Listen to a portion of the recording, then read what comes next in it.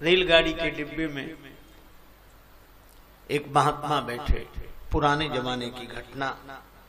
First class के डिब्बे में उनका रिजर्वेशन, कूपा में सामान रखा ऊपरी बर्थ पर, नीचे आराम से महात्मा बैठे। अगले स्टेशन पर ट्रेन रुकी, वहां एक सेठ जी चढ़े, उनके पास भी उतना ही सामान उन्होंने रखवाया, बैठ गए। गाड़ी चल दी, उन्होंने महात्मा को बैठे देखा, बस उपदेश शुरू। हम लोगों की आदत है उपदेश का मौका मिलना चाहिए, फिर हम चूकते नहीं। कहना शुरू किया, कलयुग आ गया, कलयुग आ गया। साधुओं को फर्स्ट क्लास, इन्हें जरूरत क्या है? अरे बैठे कहीं एकांत भजन करें, फिर उतने ही सामान इनके पास, उतने ही हमारे पास। हम भी फर्स्ट क्लास में बैठे, ये भी फर्स्ट क्लास में बैठे, तो हम में साधुओं में अंतर क्या है? बिगड़ गए साथ। फिर तो केवल कपड़ों का भेद है। महात्मा गंभीर थे, वैराग्यवान थे, शांति से सुनते रहे, मुस्कुराते रहे। जब उनकी बात बंद हुई तो महात्मा जी ने कहा कि महाराज हम आंखें खोल दें।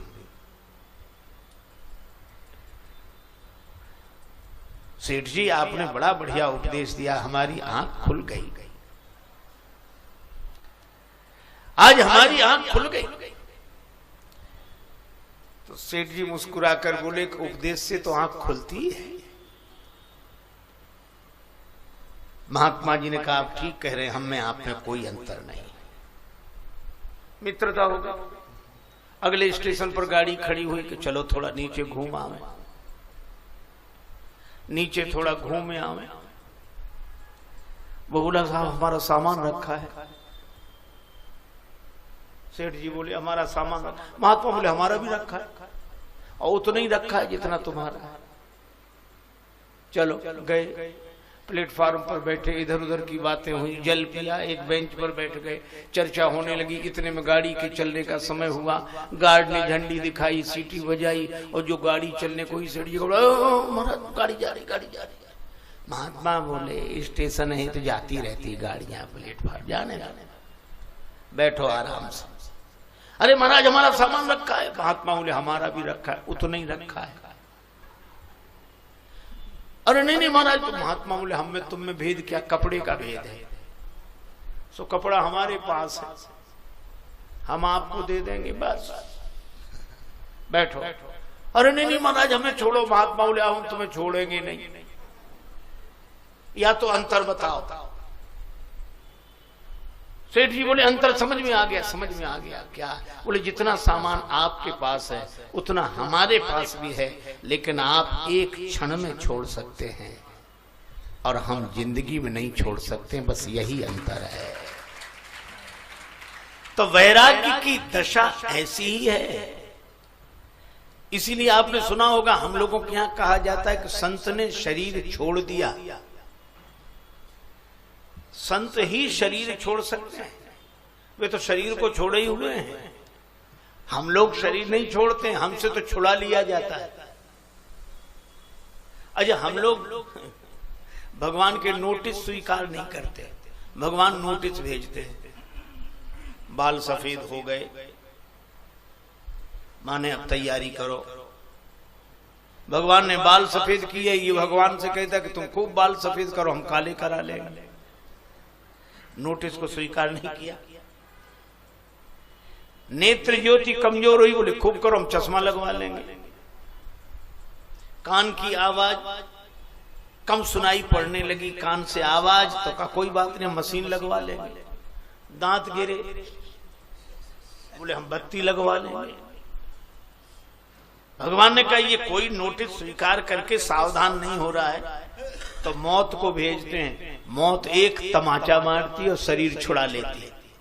तो हमसे शरीर छुड़ाया जाता है और संत शरीर छोड़ देते हैं। और इसीलिए मैं कहता हूं कि बर्खास्त होने से इस्तीफा दे देना अच्छा है।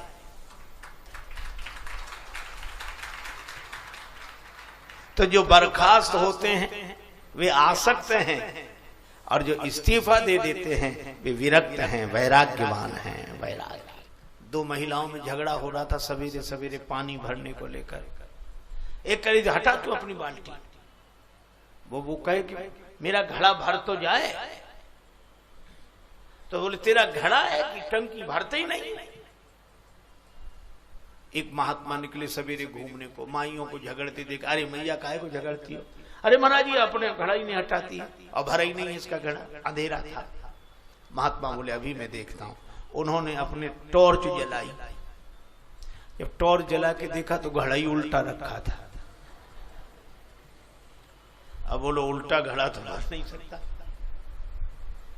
और जब उल्टा घड़ा देखा तो हंसने लगी कि मुझसे गलती हो गई, घड़े को सीधा किया।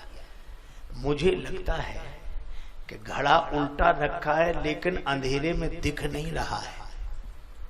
अंधेरे में हम सोच रहे हैं कि सीधा ही है, और हमको भी लगता है कि ये संसार है ही भगवान का, मैं नहीं, मेरा नहीं, यह तन किसी का है दिया, और देने वाले ने दिया वह भी दिया किस शान से, मेरा है ये कहने वाला कह उठा अभिमान से, पर मेरा मेरा कहने वाला मन किसी का है दिया। मैं नहीं, मेरा नहीं, यह तन किसी का है दिया, पर हमें लगता है कि मेरा है। अच्छा बोलो मेरा लगे तो अज्ञान है कि नहीं? तो जिनको ये अज्ञान हो मेरा है वे छोड़े,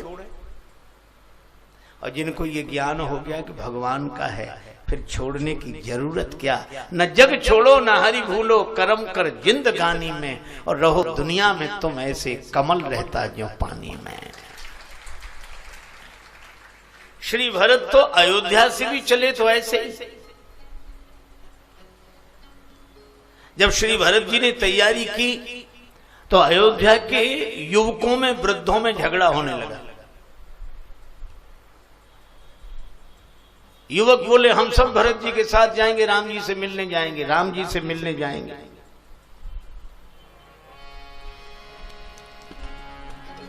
वृद्ध बोले तुम राम जी से मिलने जाओगे तो घर में कौन रहेगा? अब जरा ध्यान देना भैया, घर में कौन रहेगा? युवक क्या बोले, घर में आग लगा दो, लौटने का झंझट न रहे। जरऊ सुसंपत्ति सदन सुख,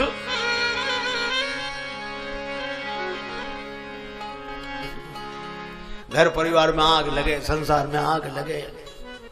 अरे श्री कबीरदास जी कहते हैं, कबीरा खड़ा बाजार में लिए लुकाठी हाथ, और जो घर फूंके आपना चले हमारे साथ। जलती हुई मसाल लिए खड़े, जो अपना घर फूंके वो हमारे साथ चले। एक आदमी आया, हमें दो मसाल, हम जा रहे हैं, और गया वो। कबीरदास जी बोले अपने ही घर में लगाना। अपने पता है तुम्हें तुम्हारा घर? हाँ पता है, वो हमारा है। जाने लगा, कबीरदास जी बोले लौट आओ, तुम्हें पता नहीं है। तो घर में आग लगाना क्या है?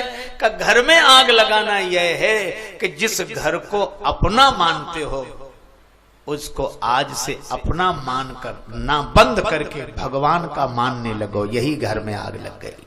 वृद्धों ने कहा कि घर की व्यवस्था पहले करो, पर युवक बोले नहीं, भगवान से मिलने चलो, घर जाए भाड़ में, हमें कोई मतलब नहीं। अच्छा हम लोग भी ऐसे लोगों की प्रशंसा करते हैं जो घर जाए भाड़ में, भगवान से मिलने चले।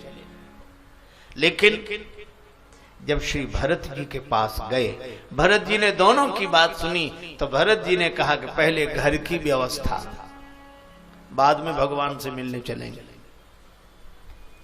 किसी ने कहा, युवकों ने कहा कि घर की व्यवस्था, तो फिर राजा ही बन जा, काहे को जाते हो राम जी से मिलने, व्यवस्था करो। भरत जी ने कहा कि मैं राजा नहीं बन सकता। क्यों? वस्तु मेरी होती तो मैं राजा बन जाता, अयोध्या की संपत्ति होती तो मैं यहां का सम्राट बन जाता।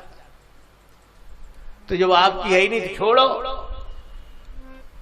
भरत जी ने कहा कि संपत्ति मेरी होती तो छोड़कर चल देता। व्यक्ति अपनी ही संपत्ति का त्यागी बनता है और अपनी ही संपत्ति का भोक्ता बनता है। ये त्याग भोग तब होते हैं जब हम संपत्ति को अपनी मानते हैं, लेकिन ये संपत्ति हमारी नहीं है। हमारी होती तो त्याग देते, हमारी होती तो राजा बन जाते। फिर का संपत्ति सब रघुपति के आही। जब सारी संपदा राम जी की है तो ना हम इसके त्यागी हैं, ना हम इसके भोक्ता हैं। न जग छोड़ो न हरि भूलो, करम कर जिंदगानी में, और रहो दुनिया में तुम ऐसे कमल रहता ज्यों पानी में। है ही नहीं हमारी। और कितनी अद्भुत बात है, जैसे ही आप यह स्वीकार कर लेते हैं कि हमारी है ही नहीं, वैसे ही संसार छूट जाता है। हम लोग तो छोड़कर भी नहीं छोड़ पाते। एक सज्जन बड़े त्यागी, बहुत वर्षों बाद उनसे मिलना हुआ। कुछ लोग आए थे, बोले महाराज पास में ही घर है, गांव है, लोग दर्शन करना चाहते, चलो। बोले नहीं नहीं, मैं नहीं जाता। मेरे परिचित थे, मैंने भी निवेदन किया, लोग आग्रह कर रहे हैं चले जाओ। कहने लगे नहीं नहीं नहीं, मैं नहीं जाता। हमने जब से छोड़ा तब से नहीं गए। अच्छा तो कितने दिन हो गए? ये याद है कितने दिन हो गए? बोले आज हमको 15 साल 6 महीना 3 दिन हो गए।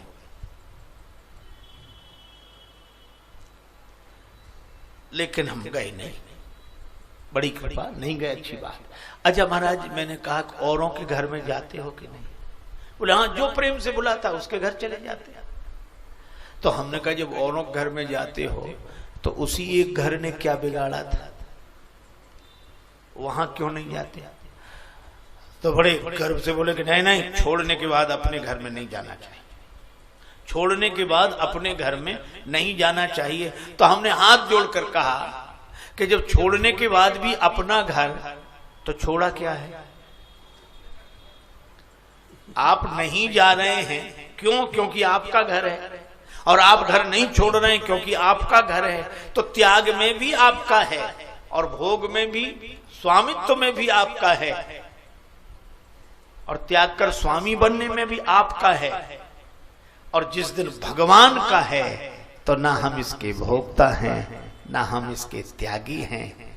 हम तो भगवान के अनुरागी हैं। इसलिए वैराग्य भाव से रहते हुए भगवान का मानकर सेवा कर रहे हैं।